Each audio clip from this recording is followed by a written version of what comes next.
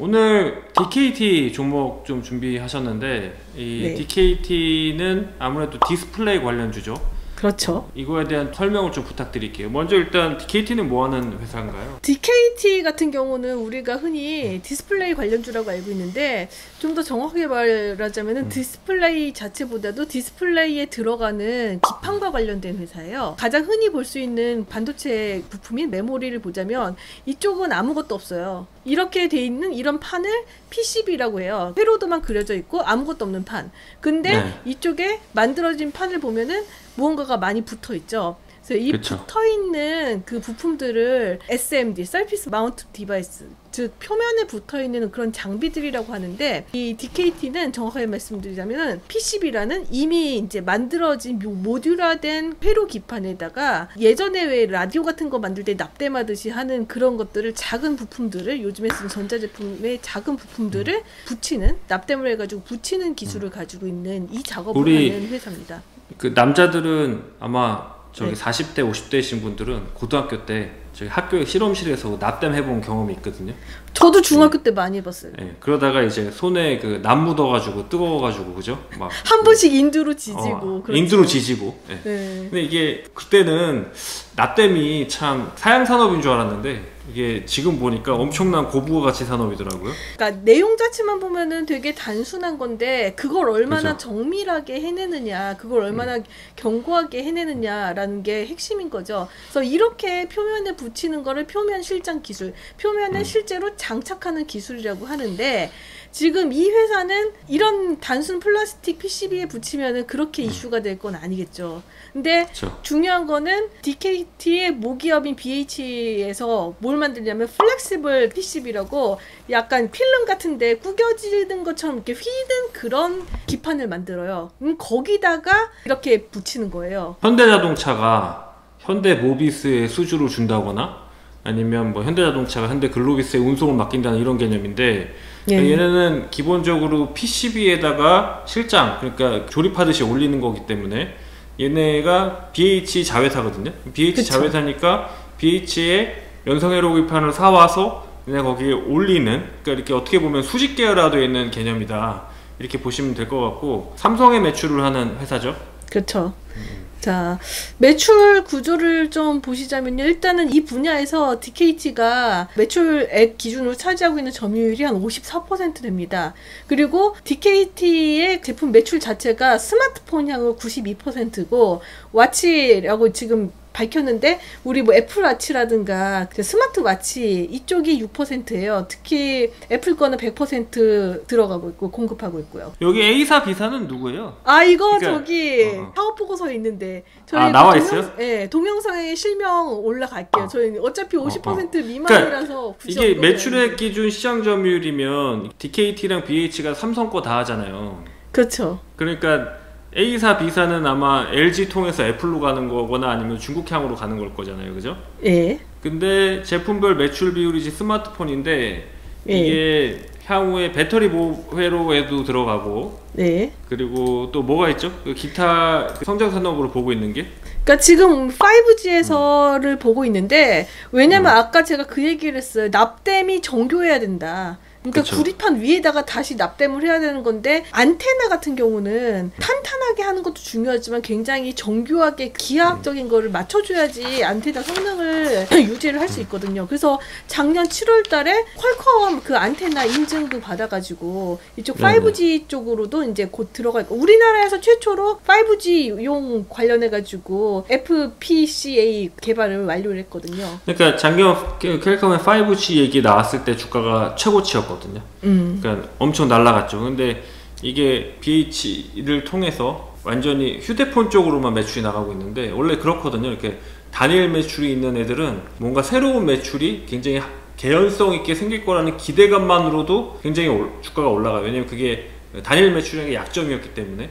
그러니까 이 DKT 같은 경우에는 BH 통해서 삼성의 핸드폰 연성회로 기판 쪽 실장만 하고 있다가, 이게 두 가지 모멘텀이 있는데, 하나는 LGD 통해서 애플에 공급이 된다거나 혹은 안테나나 이제 배터리 보호회 쪽에 신사업이 된다 그러면 주가는 확 뛰는 거죠. 그러니까 지금 돈을 굉장히 잘 벌고 있는데, 약점은 다른 매출이 좀 약하다는 거. 근데 그게 그쵸. 좀 돌파구가 생긴다 그러면 어떻게 보면 거기서 엄청난 매출이나 이익이 나온다기보다 약점이 없어지는 그런 개념으로 보게 되는 거죠. 그래서 지점을 세 가지로 보고 있어요. 하나는 말씀하셨던 5G 그 안테나 관련해가지고 매출이 늘어날 가능성이 크다라는 거. 그 다음에 전기차 관련해가지고 배터리용 지금 보호회로 관련 이제 신규 진출을 보고 있는데, 아까 플렉시블 PCB라고 그랬잖아요. 그래서 구조가 디스플레이나 이런 거는 평평하게 그냥 집이나 이런 데 걸어놓는 건데, 자동차는 자동차 구조에 맞게 들어가야 되니까 플렉시블한 회로를 만들 수 있다는 게 굉장히 강점이 될 수 있죠. 그리고 또 하나가 지금 삼성의 OCTA 얘가 저기 특허 기간이 슬슬 만료가 돼서 경쟁사들이 이쪽에 이 기술을 적용해가지고 요거는 제가 조금 설명드릴게요. 그러니까 이게 DKT가 왜 지금 의미가 있으면서 디스플레이 업계에서 좀 바라봐야 되는지 어떤 입장인지를 좀 말씀드리려고 하는데, 그러니까 여러분이 스마트폰을 만지면 스마트폰을 터치가 되잖아요. 근데 초창기 때는 이게 감압식이었어요. 그러니까 압력으로 화면을 인식하는 구조였죠. 그러다가 이제 정전식으로 갔어요. 정전식은 뭐냐면 이제 전기로 인식을 하는 거죠. 지금은 다 정전식인데, 처음에는 이게 IoT 필름이라고 필름을 씌워서 인식을 하는 그런 과정이었었는데, 이게 또 여러 가지가 있습니다. IoT 필름을 씌우느냐, 아니면 패턴을 좀 다르게 하느냐, 아니면 필름 말고 글라스를 쓰느냐, 그럼 글라스를 어디에 쓰느냐, 외부에 쓰느냐, 뭐 내부에 쓰느냐, 뭐 여러 가지 이제 조합이 나올 수가 있는데, 여기서 이제 삼성 디스플레이가 아마 갤럭시 노트 7인가 그때부터 아마 Y옥타를 적용한 것 같은데, 이게 뭐냐면 지금 터치스크린 패널 방식 CG를 잠깐 놓고 말씀을 드리면, 원래는 이제 터치스크린 패널이 평광판 위에 외부에 이렇게 부착이 됐었는데, 요거를 Y옥타라는 그 기술을 적용을 해서 이게 형광판 밑에 글라스로 들어와요. 그러니까 글라스랑 터치스크린 패널을 일체화시킨 겁니다. 이렇게 되면 부피가 더 얇아지고 더 기능이 좀 좋아지고, 그 다음에 이게 제가 알기로는 메쉬를 쓸 거예요. 그래서 인디움을 안 써서 원가도 좀 절감하고, 하여튼 뭐 기술이 좋다 이렇게 보시면 될 것 같습니다. 근데 이게 워낙 삼성 디스플레이가 특허를 내서 삼성 갤럭시 쪽으로만 쓰다 보니까 애플 입장에서는 이거를 써 말어 그러면서 이제 BH도 그렇고 DKT도 그렇고 과거 한 3년 주가를 보면 뭐 2018년 19년부터 애플이 전면 채택한다 Y옥타 기술, 이렇게 되면 주가가 날아가고, 채택할 줄 알았는데 채택이 안 된다 그럼 폭락하고, 한 4개 모델 5개 모델에 전면 채택한다 그럼 주가 올라가고, 결국 뚜껑을 까봤더니 1개만 채택했다 그럼 내려가고, 뭐 이런 과정을 계속 겪었죠. 근데 그런 과정을 겪으면서도 얘의 어떤 기술력이 인정을 받는 게 뭐냐면, 5G 아까 얘기하셨기도 하고 배터리팩 같은 것도 있겠지만, 기본적으로 이게 연성회로 기판으로 가게 되면, 플렉서블로 가게 되면 실장을 더 할 게 많고 더 Y옥타 기술이 더더욱 적용이 되는 부분이라 얘는 일거리도 많고 영업이익률도 올라가는 구조로 봅니다. 근데 여기서 이제 삼성의 Y옥타 특허가 이제 만료가 됐어요. 그렇기 때문에 LG 디스플레이가 제가 알기로는 작년인가 개발한 걸로 알고 있거든요. 그러니까 삼성만 독점적으로 하다가 얘는 LG까지도 같이 하고, 뭐 LG뿐만 아니라 다른 뭐 중국 업체들도 따라 하려고 하는 거죠. 그럼 여기서 우리가 생각해 봐야 될 건 뭐냐면, 아까 얘기했던 얘의 매출이 거의 다 핸드폰에서 나오거든요. 근데 이 매출이 핸드폰에서 나오는데, 얘가 지금 베트남에 공장 지으면서 뭐 삼성 디스플레이랑 같이 그냥 그쪽에만 전면적으로 하고 있는데, 그러면 다른 업체에서 다른 디스플레이 쪽에서 이 Y옥타 기술을 적용을 하면 매출을 다른 데 늘어날 것이냐, 이거를 좀 생각해 볼 필요가 있는 것 같아요. 근데 사실 지금 시장에서는 Y옥타 기술이 되게 되면 안정적으로 PCB랑 FPCB랑 이제 실장을 하고 있는 BH랑 DKT가 중국이든 뭐 LG든 러브콜을 받을 확률이 높다, 이렇게 보는 건데, 그렇다고 실제로 그게 채택된다는 보장은 없는 거죠. 그거는 뭐 사실은 애플의 의지니까, 애플과 또 이제 중국 업체들의 의지니까요. 근데 이게 또 보면은 중국 핸드폰 업체들이 원래 되게 부품 값을 많이 안 주는데, 이쪽은 또 영업이익률이 짭짤해요. 그래서 이게 일단 회사는 점점 더 기술을 쓸 수밖에 없다. 그러니까 삼성만 놓고 봐도 영업이익은 충분히 나오는데, 거기서 아까 얘기했던 뭐 LG, 애플이라든지 중국 업체로의 실장, 그러니까 매출이 늘어날 가능성이 있다, 이렇게 조금 기대가 되는 부분이죠. 예, 여기까지 지금 설명을 드렸습니다. 네, 말씀 듣다 보니까 이게 지금 VR이나 나중에 메타버스까지도 연결될 것 같은 생각이 좀 드는데. 현실성은 없죠. 지금은 택도 없고요. 예. 네. 지금은 사실 주가는 그냥 애플이 쓴다 그러면은 뭐 날아갑니다. 그리고 중국 애들도 계속 휴대폰은 수준이 올라가는 거니까 결국 중국 애들도 폴더블을 만들 거예요. 그러니까 이게 어떻게 보면 폴더블 관련주예요. 하반기에 그렇죠. 삼성의 폴더블 모델이 계속 나오고 그러면 일단 얘가 부과금 받아요. 근데 주가 자체는 제가 볼 때는 뭐 그렇게 싸지는 않은 것 같습니다. 되게 알짜고 안정적이고 좋은데 아직은 뭐 그렇게 싼 것 같지는 않고 그냥 제값을 받는 정도? 그냥 개인적인 의견입니다. 예, 한번 또 파이낸셜 시트 설명해 주세요.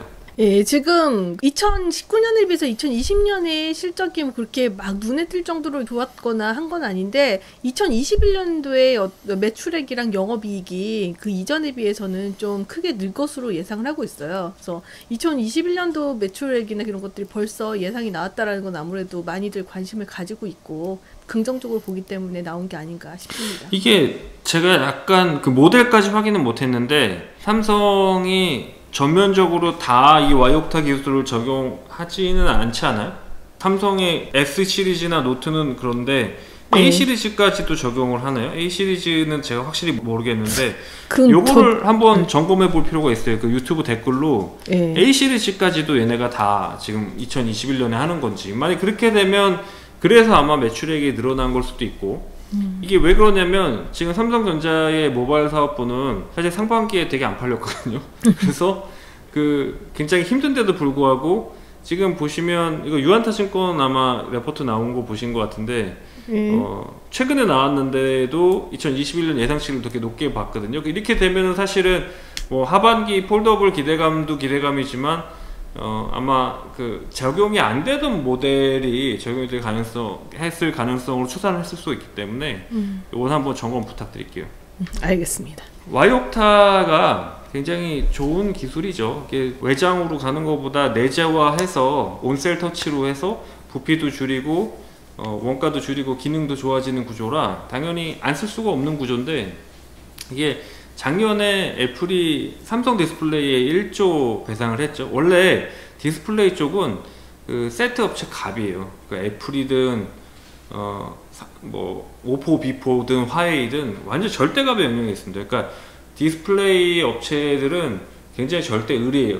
그리고 보통 삼성 디스플레이가 OLED, 중소형 OLED에서는 뭐 절대적인 강자인데 그러니까 이런 거죠. 애플 입장에서는 글쎄 완전히 절대갑의 영역에 있는데도 불구하고 이렇게 위약금까지 다 받아버리냐 1조 그죠? 그러니까 삼성도 지금 디스플레이 쪽이 계속 투자가 못 들어가는 이유가 삼성전자의 그 휴대폰 매출은 제한적이고 그리고 애플이 안 해주면 사실 크게 성장할 리가 없는데 기술력은 확실히 좋아요. 제가 봐도 그 중소형 핸드폰이나 뭐 OLED 쪽에서는 삼성 디스플레이가 압도적으로 좋은데 애플이 계속 견제를 하는 거죠. 그 애플이 지금 거래처를 보면 LGD를 쓰고 있지만 LGD만 또 쓰는 것도 아니거든요. 일본 업체, 뭐 중국 업체까지도 쓰기 때문에 애플은 항상 절대 갑의 영역에서 부품 업체를 받으려고 하고 삼성은 또 이제 완성품을 만들기 때문에 그걸로 항상 대립하는 거죠. 그래서 이런 삼성 벤더 업체의 디스플레이 쪽에 벤더 업체들의 주가를 볼 때는 기술력만 좋다고 애플이 해줄 거다 혹은 뭐 중화권 업체가 매출해줄 거다라고 좀 희망적인 그 레포트를 보면 그걸로는 조금 투자를 하면 좀 어려워요. 굉장히 실망 매물이 나올 수도 있습니다. 그러니까 TKT도 한 2년 전만 하더라도 2020년에 뭐 애플이 4개 그 모델을 채택한다고 막 이렇게 바람 잡았다가 실제적으로는 하나만 채택됐을 거예요. 그때 실망 매물이 막 쏟아졌거든요. 근데 또 실망 매물이 쏟아지면 그 삼성 디스플레이 쪽 매출만 가지고도 충분히 이제 이익이 나온다 그럼 다시 올라가고 그래요. 그 주가가 그렇게 좀 형성이 돼 있습니다. 그래서 이런 거를 볼 때는 앞에 전후방 연관 효과 그 다음에 그 생태계에서의 헤게모니를 같이 보셔야 투자를 하는데 좀 참고하실 수 있을 것 같습니다. 오늘 여기까지 하겠습니다. 감사합니다. 감사합니다.